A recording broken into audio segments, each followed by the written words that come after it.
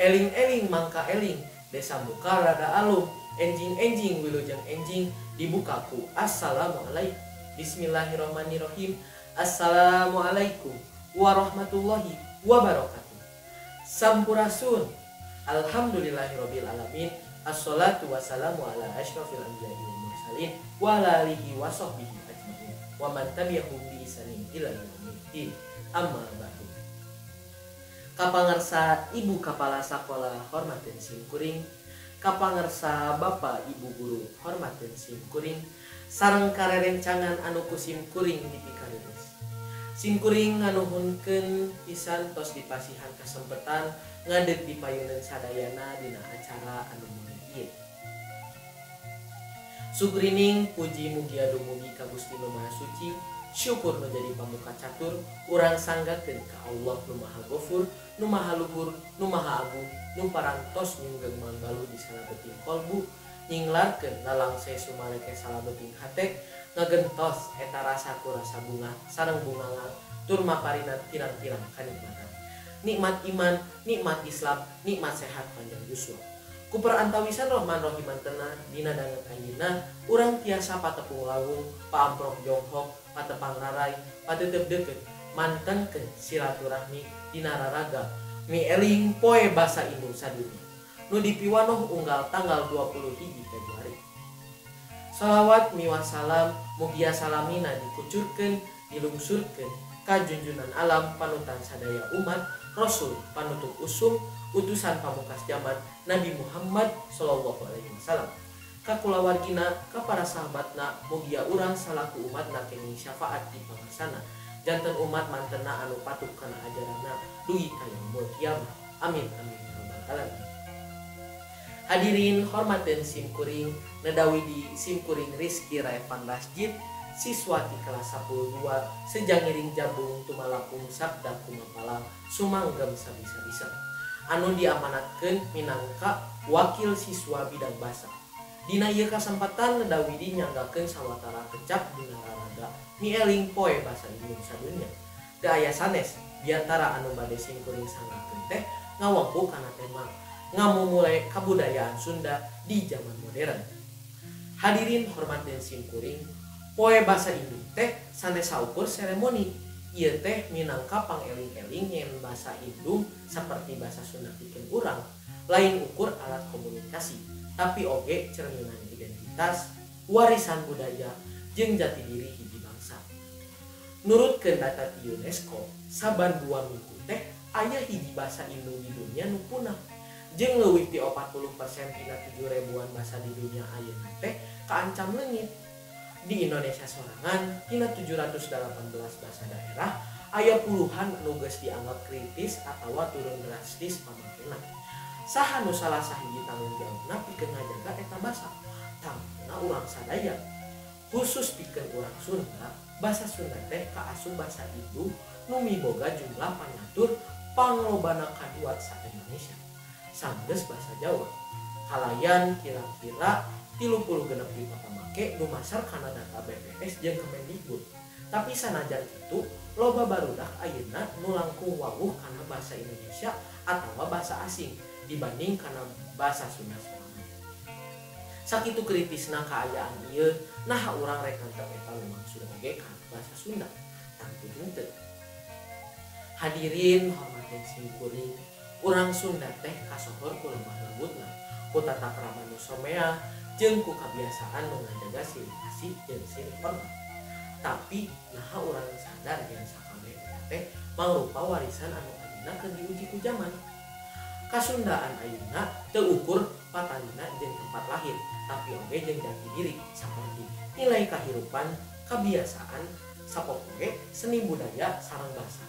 Sakabeh eta teh kudu dijaga meh teu leungit diteuleuh ku robahna zaman. Dina raraga ngajaga jeung ngamumule basa Sunda salaku basa Indung urang, simkuring nyanggakeun 3 hal utama. Nu pertama, ngagunakeun jeung ngamumule basa Sunda. Basa teh roh budaya. Lamun basa Sunda leungit, nilai-nilai budaya Sunda oge bakal musnah. Ku kituna urang kudu ngabiasakeun ngobrol ku basa Sunda di bumi, sakola atau media sosial jeung nulis carita pondok sajak atawa status sapopo oge make basa Sunda. Sakola jeung komunitas oge kedah terus ngadorong diajar pikeun ngajarkeun basa Sunda. Nu kadua, ngajaga jeung ngawangun seni budaya Sunda. Seni Sunda teh kacida kayana aya angklung, gamelan, wayang golek jeung tembang Sunda. Tah di dieu urang kudu milu dina pagelaran seni, festival budaya jeung kagiatan adat. Urang oge tiasa ngadukung ku jalan diajar, mintonkeun jeung ngajijitakeun konten budaya Sunda sangkan leuwih sumebar ka generasi ngora jeung masyarakat internasional. Nu katilu, miara kabiasaan jeung tata krama Sunda. Urang Sunda teh dikawalo ku kasantunanana, kabiasaan nyebatkeun punten, hatur nuhun jeung mangga. Eta teh mangrupakeun bagian tina kasundaan nu kudu dijaga. Nilai silih asah, silih asih jeung silih asuh kudu dijalankeun dina kahiripan sapopoe. Ieu teh nilai nu ngagambarkeun budi pekerti luhur. Nu kaopat, ngadukung program pamarentah nu ngamajukeun basa daerah. Contona, aya program revitalisasi basa daerah ti Kemendikbudristek nu terus ngadorong supaya basa daerah tetep hirup jeung mekar. Salah sahiji bentukna nyaeta lomba FTBI atawa Festival Tunas Basa Ibu anu dilaksanakeun ku Balai Basa Jawa Barat. Ieu festival teh jadi ajang pikeun siswa siswi sakola pikeun mintonkeun kamampuna dina maca nulis aksara Sunda, maca sajak, nembang pupuh, ngadongeng jeung biantara dina basa Sunda. Ku jalan milu lomba kitu, urang bisa ngajaga budaya sorangan bari ngamekarkeun kaparigelan komunikasi jeung kasastraan. Tangtuna pikeun bisa ilu-biung jeung hasilna hade, urang kudu niat diajar jeung sumangat. Ieu pisan nu digambarkeun ku Puguh Wirama.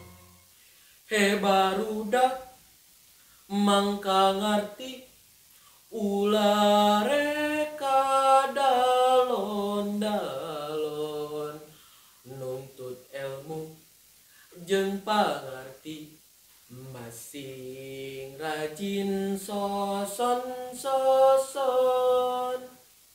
Tah ku ilmu jeung rajin diajar urang bisa jadi bagian tina generasi nu ngajaga kabudayaan sorangan. Hadirin hormateun simkuring teu cukup ngan ukur mikaresep budaya Sunda, tapi kudu aya langkah nyata pikeun ngajaga jeung ngalestarikeun anak. Urang teu bisa nyalahkeun ku zaman, tapi urang bisa milih kumaha carana supaya budaya urang teu leungit di tengah gempuran budaya luar. Dina mieling poe basa indung sadunya ieu, simkuring salaku wakil siswa bidang basa ngajak ka sadaya rerencangan pikeun ngaraksa jeung ngamulai budaya Sunda kalayan lampah nyata. Hayu urang jadi generasi nu nyambungkeun tradisi jeung modernitas kalayan rasa reureus kana jati diri Sunda. Kabudayaan Sunda teh teu saukur warisan, tapi amanah. Mun lain urang saha deui, mun lain ayeuna iraha deui. Pamungkas rupina mung sakitu nu tiasa kapiatur, boh aya basa nu kirang wirama, aya kecap lepat larapna bogo sapanon cara sapakan, neda agung cukup lumur neda jembar pahampura. Ieu mah etang-etang lauk buruk milu mijah, piritan milu indogan ni HP, sabdang salaya lebet kacape mah teu.